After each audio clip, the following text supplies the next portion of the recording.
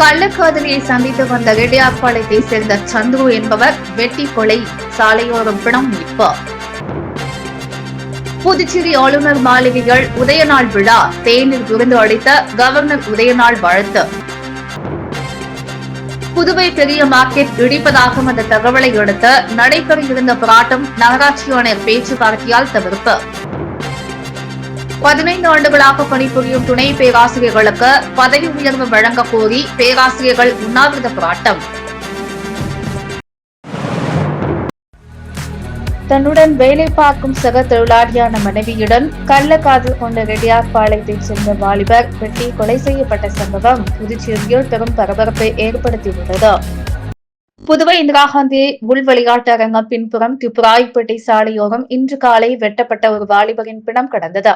அப்போது அந்த வழியாக வந்த பொதுமக்கள் இதனை பார்த்து உடனடியாக உதயஞ்சாலை போலீசாருக்கு தகவல் தெரிவித்தனர். ஆய்வாளர் செந்தில்குமார் தலைமையில் போலீசார் விரைந்து வந்து பிணத்தை மீட்டனர். தடயவியல் நிபுணர்கள் சம்பவ இடத்திற்கு வந்தனர். போலீசார் அந்த வாலிபர் யார் என்பது குறித்து விசாரணை நடத்தினர். தடயவியல் நிபுணர்கள் தடயங்களை சேகரித்தனர். இதனிடையே போலீசார் நடத்திய விசாரணைகள் கொலை செய்யப்பட்ட வாலிபர் ரெட்டியார்பாளையம் பூமியான்பேட்டை கம்பநகர் பகுதியைச் சேர்ந்த சந்துரு வயது 28 என தெரிய வந்தது. நயினார் மண்டபம் பகுதியில் உள்ள ஒரு கோழி கறிக்கடையில் சந்துரு வேலை பார்த்து வந்தார் என்பதும் தெரிய வந்தது. மேலும் நடத்தப்பட்ட விசாரணைகள் சந்துரு தன்னுடன் வேலை பார்க்கும் தொழிலாளியான வம்பாக்கீரபாளையத்தைச் சேர்ந்த வெங்கடேசன் என்பவருடன் நட்பாக பழகி வந்துள்ளார். இதனால் அவரது வீட்டிற்கு அடிக்கடி சென்று வந்துள்ளார்.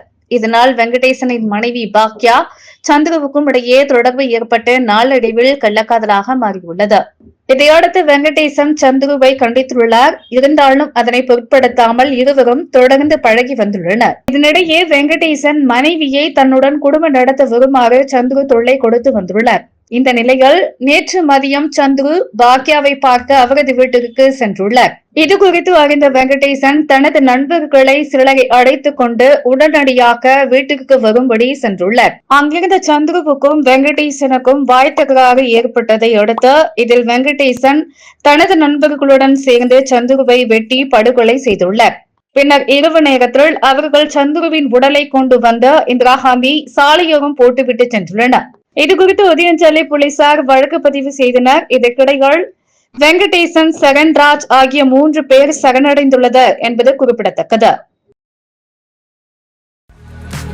புதுச்சேரி, தமிழ்நாடு உள்ளிட்ட பல்வேறு மாநிலங்களின் உதய நாள் நிகழ்ச்சி ஆளுநர் மாளிகையில் கொண்டாடப்பட்டது. இந்நிகழ்ச்சியில் யூனியன் பிரதேசம் உட்பட 15 மாநிலங்களின் பாரம்பரிய நடனங்கள் உள்ளிட்ட பல்வேறு கலை நிகழ்ச்சிகள் நடைபெற்றது. புதுச்சேரி, தமிழ்நாடு, ஆந்திரா, சத்தீஸ்கர், ஹரியானா, கர்நாடகா, கேரளா, மத்திய பிரதேசம், டெல்லி, பஞ்சாப், அந்தமான் நிக்கோபார், சண்டிகர், லட்சத்தீவு மற்றும் ஜம்மு காஷ்மீர் உள்ளிட்ட மாநிலங்கள் மற்றும் யூனியன் பிரதேசங்களின் உதயநாள் கொண்டாட்டம் புதுச்சேரி ஆளுநர் மாளிகையில் இன்று மாலை நடைபெற்றது. அந்தந்த மாநிலம் மற்றும் யூனியன் பிரதேசங்களின் பாரம்பரிய நடனங்கள், இசை கச்சேரி, சாகச விளையாட்டு உள்ளிட்ட பல்வேறு கலை நிகழ்ச்சிகளை துணைநிலை ஆளுநர் கைலாசநாதர், முதலமைச்சர் ரங்கசாமி, சபாநாயகர் செல்வம், அமைச்சர் நமச்சிவாயம், துணை சபாநாயகர் ராஜவேலு, அரசு கொறடா ஆறுமுகம் மற்றும் அரசு துறை உயர் அதிகாரிகள் பங்கேற்று கண்டு ரசித்தனர். தொடர்ந்து அந்தந்த மாநில பிரதிநிதிகளுக்கு துணைநிலை ஆளுநர் கைலாசநாதர் தேநீர் விருந்து அளித்து உதயநாள் வாழ்த்து தெரிவித்தார். மேலும் கலை நிகழ்ச்சியில் கலந்து கொண்ட அந்தந்த மாநிலத்தைச் சேர்ந்தவர்கள் துணைநிலை ஆளுநர் மற்றும் முதலமைச்சருடன் புகைப்படம் எடுத்துக் கொண்டனர். புதுச்சேரி நேரு வீதி பெரிய மார்க்கெட்டை இடிப்பதற்காக தகவல் பரவிய நிலையில் மார்க்கெட் வியாபாரிகள் 100க்கும் மேற்பட்டோர் போராட்டம் நடத்த திரண்ட நிலையில் நகராட்சி ஆணையர் பேச்சுவார்த்தை நடத்தியதன் பெயரில் போராட்டம் கைவிடப்பட்டது. புதுச்சேரி நேரு வீதிகள் பழமை வாய்ந்த குபேர் அங்காடி என்ற பெயரில் பெரிய மார்க்கெட் செயல்பட்டு வருகிறது. இங்கு 572 நிரந்தர கடைகள் மட்டுமின்றி ஏராளமான அடிக்காசு கடைகளும் உள்ளன. காய்கறி, பழம், மீன், இறைச்சி, ஜவுளி, பாத்திரம், அலங்கார பொருட்கள் என தனித்தனி பிரிவாக கடைகள் அமைந்துள்ளன. மார்க்கெட் கட்டி பல ஆண்டுகள் ஆவதால் கட்டிடம் மிகவும் சேதமடைந்துள்ளது. இதனால் ஸ்மார்ட் சிட்டி திட்டத்தின் கீழ் ரூபாய் 54 கோடி செலவில் பெரிய மார்க்கெட்டை முழுவதுமாக இடித்துவிட்டார். புதிதாக கட்டுவதற்கு 2 ஆண்டுகளுக்கு முன்பு அரசு முயற்சி மேற்கொண்டது. ஆனால் வியாபாரிகளின் எதிர்பார்ப்பால் இத்திட்டம் கைவிடப்பட்டது. இந்நிலையில் தற்போது பெரிய மார்க்கெட் கட்டிடம் மிகவும் சேதமடைந்திருப்பதாக, அசம்பாவித சம்பவங்கள் நடப்பதற்கு முன்பாக அவற்றை இடித்து அகற்றக் கோரி புதுச்சேரியைச் சேர்ந்த சமூக ஆர்வலர் கோபால் சென்னை உயர்நீதிமன்றத்தில் பொதுநல மனு தாக்கல் செய்தார். மனுவை விசாரித்த நீதிமன்றம் புதுச்சேரி நகராட்சி ஆணையர் மற்றும் அதிகாரிகளை அழைத்து பழுதடைந்த கட்டிடங்களை உடனடியாக இடித்து அகற்ற உத்தரவிட்டது. அதன் பெயர்கள் புதுச்சேரி நகராட்சி மூலம் முதற்கட்டமாக பெரிய மார்க்கெட் இறைச்சி விற்பனை பகுதிகளில் உள்ள பழுதடைந்த கட்டிடங்களின் 51 கடைகள் கடந்த சில நாட்களுக்கு முன் இடிக்கப்பட்டது. அதற்கு வியாபாரிகள் எதிர்ப்பு தெரிவித்தனர். அதனைத் தொடர்ந்து நகராட்சி அதிகாரிகள் வியாபாரிகளுடன் பேச்சுவார்த்தை நடத்தி உயர்நீதிமன்ற உத்தரவுப்படி இடிப்பதாக தெரிவித்தனர். மேலும் புதிதாக கடைகள் கட்டப்பட்டு தற்போது இருப்பவர்களுக்கு மீண்டும் கடைகள் ஒதுக்கப்படும் என தெரிவித்தனர். இதையடுத்து வியாபாரிகள் சமாதானம் அடைந்தனர். இந்நிலையில் பெரிய மார்க்கெட் நேரு வீதி பகுதியிலும் காந்தி வீதி சந்திப்பிலும் முதல் மாடி கடைகள் மிகவும் சேதமடைந்துள்ளன. அந்த கடைகளை காலி செய்யுமாறு நகராட்சி அதிகாரி நேற்று மாலை கடைக்காரர்களிடம் கூறியதாக தெரிகிறது. இதனால் அதிர்ச்சியடைந்த வியாபாரிகள் அனைவரும் மார்க்கெட்டில் மணிக்கூண்டு அருகே இரவு ஒன்று கூடி ஆலோசனை கூட்டம் நடத்தினர். இதில் பல்வேறு சங்க நிர்வாகிகள், வியாபாரிகள் 100க்கும் மேற்பட்டோர் கலந்து கொண்டனர். தொடர்ந்து வியாபாரிகள் போராட்டம் நடத்த ஒன்று கூடியதால் அங்கு பரபரப்பு ஏற்பட்டது. தகவல் அறிந்த நகராட்சி ஆணையர் கந்தசாமி அங்கு விரைந்து வந்து பேச்சுவார்த்தை நடத்தினார். பெரிய மார்க்கெட்டில் சேதமடைந்த பகுதிகள் மற்றும் இடிக்கப்பட்ட மார்க்கெட் முழுவதும் இடிக்கப்படாத இது சம்பந்தமான வழக்கு விசாரணை வரும் 7ஆம் தேதி சென்னை உயர்நீதிமன்றத்தில் மீண்டும் விசாரணைக்கு வரவுள்ளது. இதில் நகராட்சி தரப்பில் எடுக்கப்பட்ட நடவடிக்கைகள் குறித்து தெரிவிக்கப்பட்டிருக்கிறது என்றார். மேலும் வியாபாரிகள் சங்க ஒருங்கிணைப்பு குழு ஏற்படுத்தவும், மார்க்கெட் தொடர்பாக இந்த குழு நகராட்சியிடம் பேசி தெளிவு கொள்ளுமாறு ஆணையர் கூறினார். இதனை ஏற்றுக்கொண்ட சங்கத்திலும் 2 பேர் அடங்கிய ஒருங்கிணைப்பு கமிட்டி அமைப்பதாக கூறி கலைந்து சென்றனர். புதுச்சேரி அரசு கல்லூரிகளில் 15 ஆண்டுகளாக பணிபுரியும் துணை பேராசிரியர்களுக்கு உடனடியாக பதவி உயர்வு வழங்கிட வேண்டும் என வலியுறுத்தி பேராசிரியர்கள் உண்ணாவிரத போராட்டத்தில் ஈடுபட்டனர். புதுவை அரசு கல்லூரிகளில் 15 ஆண்டுகளாக பணிபுரியும் துணை பேராசிரியர்களுக்கு பதவி உயர்வு வழங்காததை கண்டித்து கல்லூரி பேராசிரியர்கள் பல கட்ட போராட்டங்கள் நடத்தி வருகின்றனர். மேலும் நீதிமன்றத்தில் வழக்கு தொடர்ந்த புதுவை அரசு கல்லூரி பேராசிரியர்களின் கோரிக்கையை இதுவரை அரசு நிறைவேற்றப்படவில்லை. இந்த நிலையில் இனியும் புதுச்சேரி அரசு காலம் தாழ்த்தாமல் கல்லூரி துணை பேராசிரியர்களுக்கு பதவி உயர்வு வழங்கிட வேண்டும் என வலியுறுத்தி புதுச்சேரி சட்டப்பேரவை அருகே பேராசிரியர்கள் உண்ணாவிரத போராட்டத்தில் ஈடுபட்டனர். புதுவை அரசு கல்லூரி பேராசிரியர்கள் ஒருங்கிணைப்பாளர் பாலமுருகன் தலைமையில் நடைபெற்ற உண்ணாவிரத போராட்டத்தில் புதுச்சேரி, காரைக்கால், மாஹே, ஏனாம் பிராந்தியங்களில் இருந்து 200க்கும் மேற்பட்ட துணை பேராசிரியர்கள் கலந்து கொண்டு கோரிக்கைகளை வலியுறுத்தி கண்டன கோஷங்களை எழுப்பினர். மாவீரன் வருணகுலத்தானை இந்திய பிரதேசத்தின் முதல் சுதந்திர போராட்ட வீரராக அறிவித்தமைக்க மத்திய அரசு மற்றும் பிரதமர் நரேந்திர மோடிக்கும் நன்றி தெரிவிக்கப்பட்டது. மாவீரன் வருணகுலத்தானை இந்திய பிரதேசத்தின் முதல் சுதந்திர போராட்ட வீரராக அறிவித்தமைக்க மத்திய அரசுக்கும் பாரத பிரதமர் நரேந்திர மோடிக்கும் நன்றி தெரிவிக்கும் நிகழ்ச்சி புதுச்சேரி வாழைக்குளம் அருள்மிகு செங்கேணியம்மன் கோவில் மண்டபத்தில் நடைபெற்றது. இதில் வர்ணாஸ்திரா அறக்கட்டளையின் நிறுவன தலைவர், பிரதமர் முன்னேற்ற பேரவையின் தமிழ்நாடு புதுச்சேரி மாநில பொருளாளர் தில்லை அசோக் தலைமை தாங்கினார். பிரதமர் முன்னேற்ற பேரவை தலைவர் டாக்டர் தயாளன் முன்னிலை வகித்தார். பேராசிரியர் ராம ஸ்ரீனிவாசன் மற்றும் சமூக சேவகர் நாகை காளியம்மாள் சிறப்புரை ஆற்றினார். சிறப்பு அழைப்பாளர்களாக புதுச்சேரி மாநில பாஜக தலைவர், முன்னாள் சட்டமன்ற உறுப்பினர் VP ராமலிங்கம் மற்றும் நாகை மாவட்ட பாஜக தலைவர் விஜேந்திரன் மற்றும் பலர் சிறப்பு அழைப்பாளர்களாக கலந்து கொண்டு சிறப்பித்தனர். இதில் மீனவர் விடுதலை வேங்கைகள் நிறுவன தலைவர் சுரா வெங்கடேச பெருமாள் நன்றியுரை வழங்கினார். நிகழ்ச்சியை ராதிகா வெங்கடேச பெருமாள் தொகுத்து வழங்கினார். இந்நிகழ்ச்சியில் பாஜக பாலுநர் பிரிவின் மாநில தலைவர் நாகராஜன் உள்ளிட்ட நிர்வாகிகள் மற்றும் ராஜ்பவன் தொகுதியை சேர்ந்த பாஜக நிர்வாகிகள் பல கலந்து கொண்டனர். புதுச்சேரி வரலாற்றை விளக்கும் வகையில் சுற்றுலாத்துறை சார்பில் 2 நாள் புகைப்பட கண்காட்சியை முதலமைச்சர் ரங்கசாமி தொடங்கி வைத்தார். புதுவை யூனியன் பிரதேச வரலாற்றை விளக்கும் வகையில் சுற்றுலாத்துறை சார்பில் 2 நாள் புகைப்பட கண்காட்சி தொடங்கியது. கடற்கரை சாலையில் உள்ள மேரி கட்டிடத்தில் இக்கண்காட்சியை முதல்வர் ரங்கசாமி தொடங்கி வைத்து பார்வையிட்டார். மேலும் இக்கண்காட்சி இன்று காலை 10 முதல் இரவு 10 மணி வரை திறந்திருக்கும். இதில் கல்வியாளர்கள், மாணவர்கள், பொதுமக்கள், சுற்றுலா பயணிகள் பார்வையிட்டு பயன்பெறலாம் என்று சுற்றுலாத்துறை இயக்குநர் முரளிதரன் கூறியுள்ளார். முன்னதாக இக்கண்காட்சி திறப்பு விழாவில் சட்டப்பேரவைத் தலைவர் செல்வம், துணை சபாநாயகர் ராஜவேலு, தலைமை செயலர் சரத் சௌகான், சுற்றுலாத்துறை செயலர் மணிகண்டன் உள்ளிட்டோர் கலந்து கொண்டனர். உலக ஆத்மாக்களின் தினமாக கல்லறை திருநாளையொட்டி புதுச்சேரியில் உள்ள ஏராளமான கல்லறை தோட்டங்களில் மலர்களால் பூஜித்து தங்களின் முன்னோர்களுக்கு கிறிஸ்துவர்கள் சிறப்பு வழிபாடு நடத்தினர். கிறிஸ்துவர்களின் முக்கிய விழாக்களில் ஒன்று கல்லறை திருவிழாவாகும். முன்னோர்களுக்கு அஞ்சலி செலுத்தும் விதமாக புதுச்சேரியில் உள்ள அனைத்து கிறிஸ்துவ கல்லறைகளில் சிறப்பு பிரார்த்தனை மற்றும் கல்லறைகளை அலங்கரித்து பொதுமக்கள் வழிபடுவது வழக்கம். அந்த வகையால் கிறிஸ்துவ மக்களின் முன்னோர்களை நினைவு கூறும் வகையால் கல்லறை தினம் ஆண்டுதோறும் நவம்பர் 2ஆம் தேதி கடைபிடித்து வருகிறது.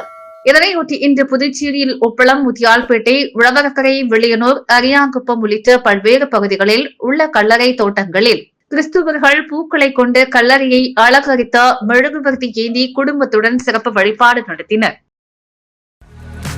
புதுச்சேரி காங்கிரஸ் கட்சி அலுவலகத்தில் விடுதலை நாள் விழா கொண்டாடப்பட்டது. புதுச்சேரி வைஷால் வீதியில் உள்ள காங்கிரஸ் கட்சியின் தலைமை அலுவலகத்தில் விடுதலை நாள் விழா கொண்டாடப்பட்டது.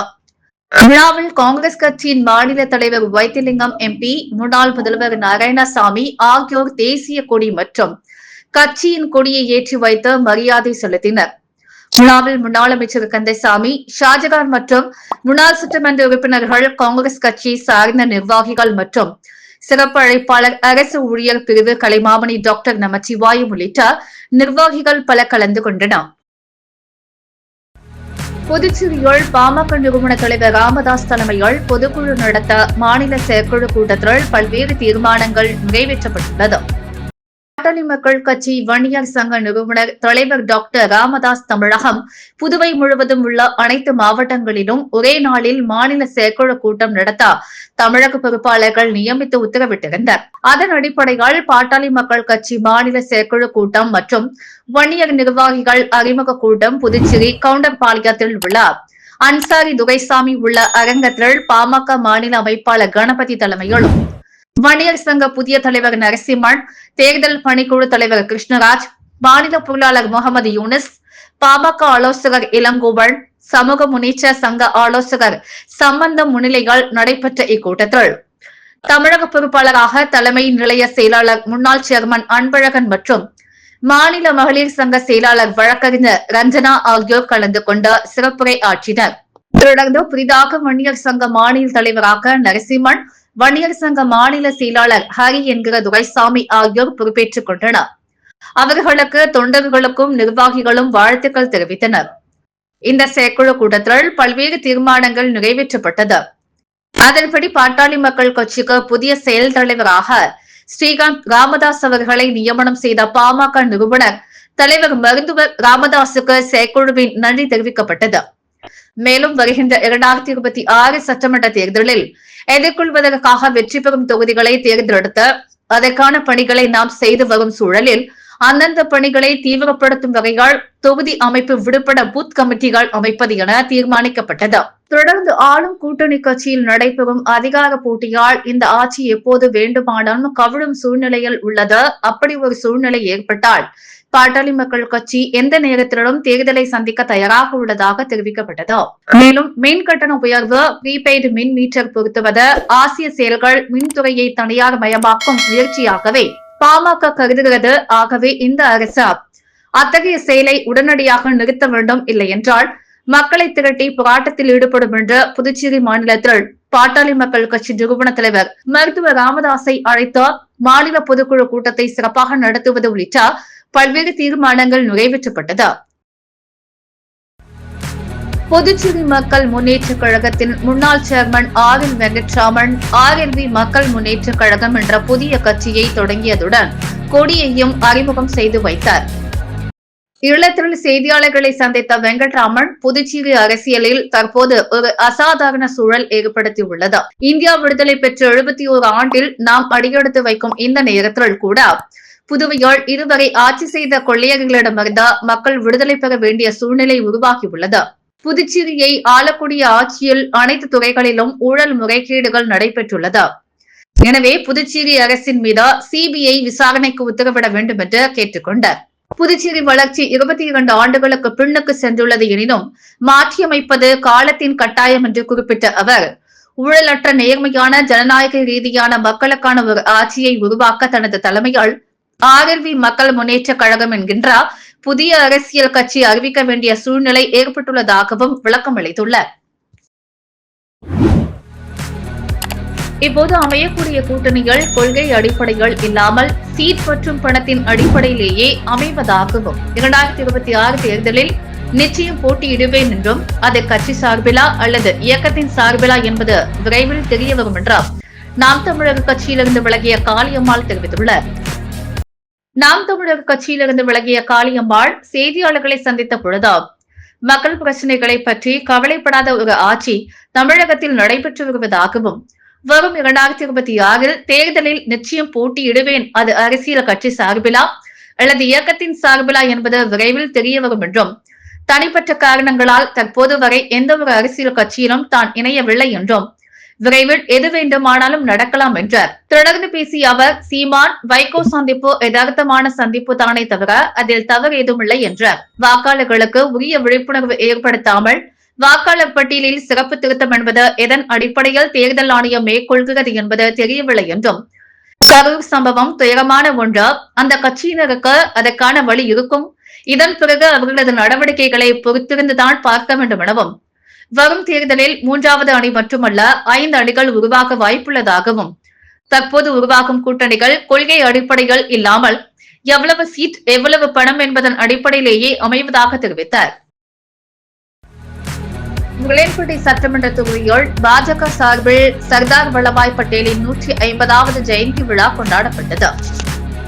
சுதந்திரம் அடைந்த பின்னர் இந்தியாவின் 500க்கும் மேற்பட்ட சமஸ்தானங்களை இணைத்து ஒன்றுபட்ட தேசமாக உருவாக்கிய பாரத தேசத்தின் முதல் உள்துறை அமைச்சரும் விடுதலை போராட்ட வீரருமான இரும்பு மனிதர் சர்தார் வல்லபாய் பட்டேலின் 150வது ஜெயந்தி விழா பாஜக வர்த்தக பிரிவின் மாநில இணை அமைப்பாளர் மதன் ஏற்பாட்டில் உலேன்பேட்டை சட்டமன்ற தொகுதியில் மறைமலை அடிகள் சாலையில் நடைபெற்றது.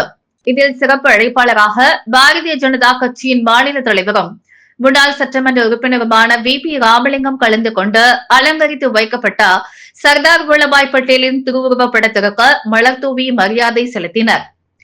இந்நிகழ்ச்சியில் மாநில பொதுச் செயலாளர்கள் மோகன்குமார், லட்சுமி நாராயணன், மாநில செயலாளர் புகழேந்தி, மாநில பொருளாளர் ராஜகணபதி, மாநில வர்த்தக பிரிவு அமைப்பாளர் மொபைல் சரவணன், நகர மாவட்ட தலைவர் சக்தி கிருஷ்ணராஜ், விளைநூர் மாவட்ட பொறுப்பாளரும் மனதின் குரல் நிகழ்ச்சியின் மாநில பொறுப்பாளருமான வெற்றி செல்வம், பிரச்சார பிரிவு அமைப்பு நடிகர் பாண்டி ரவி, உழவர்கரை மாவட்ட துணைத் தலைவர் SKR செல்வகுமரன், மாநில பொதுக்குழு உறுப்பினர் வைத்தியநாதன், மாநில செயற்குழு உறுப்பினர் தேன்மொழி, மாநில சிறப்பு அழைப்பாளர் கணபதி, உலேன்பேட்டை தொகுதி முன்னாள் தலைவர் தனசேகரன், உலேன்பேட்டை தொகுதி துணைத் தலைவர்கள் விஜயபாஸ்கர், பாபு, கலை கலாச்சார பிரிவு துணை அமைப்பாளர் ஜெதகல் பிரதாபன், முன்னாள் IT நிர்வாகி அருள் பாலாஜி, சிறுபான்மை அணி முன்னாள் மாநில செயற்குழு உறுப்பினர் வினோத், முன்னாள் பட்டியல் அணி நகர மாவட்ட தலைவர் வெற்றிவேல், பாஜக நிர்வாகிகள் ஐயப்பன், குரு, சுரேஷ் உட்பட பலர் கலந்து கொண்டனர்.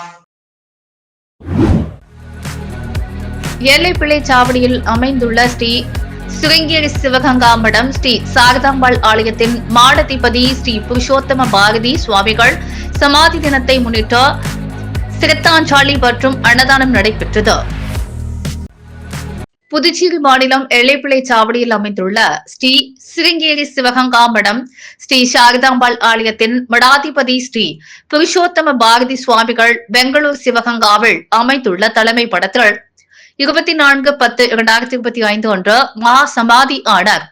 இதனை முன்னிட்டு இன்று புதுச்சேரி ஸ்ரீ சாரதாம்பாள் ஆலயத்தில் உள்ள ஸ்ரீ ஹஸ்டநாதத்தில் சிரத்தாஞ்சலி மற்றும் அன்னதானம் நடைபெற்றது. இந்த விழாவிற்கான ஏற்பாடுகளை நிர்வாக குழுவினர் செய்திருந்தனர். ஏராளமான பக்தர்கள் பல கலந்து கொண்டனர்.